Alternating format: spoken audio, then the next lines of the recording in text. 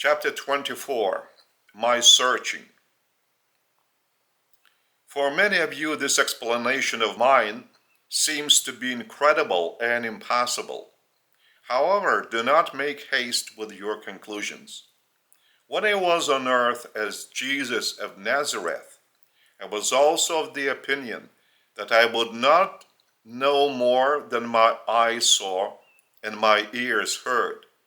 However, I was trying to raise questions to myself all the time, for I had no one to consult with on these very questions.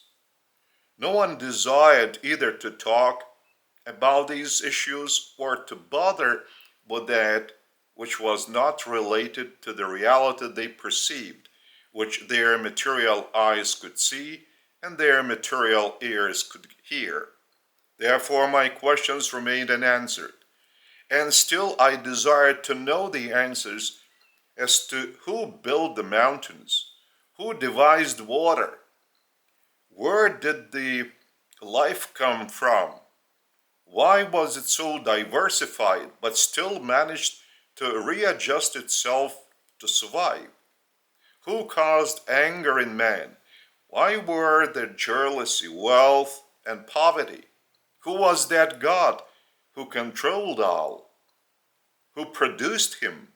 How could he be invisible and still have more strength than the strongest beast that could not be conquered by any man? And these questions were piling up ever more, while in no way I could find any answer that would convince me. It was only after I had been baptized by John the Baptist in the river of Jordan that I was shown a remarkable vision.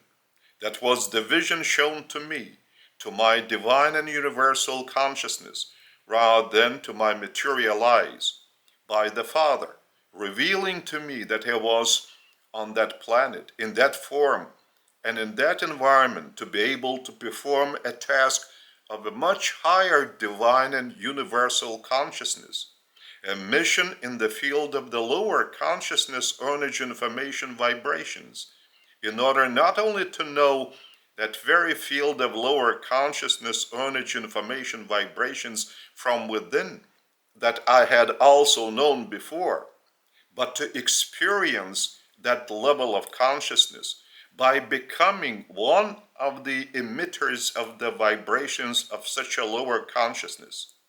It strengthened me and enabled me to realize what a remarkable and noble mission of light that was, to step down from my higher consciousness vibrations to the lower consciousness vibrations, and to try to raise the lower consciousness vibrations back to the higher ones that I had stepped down, to have this new experience.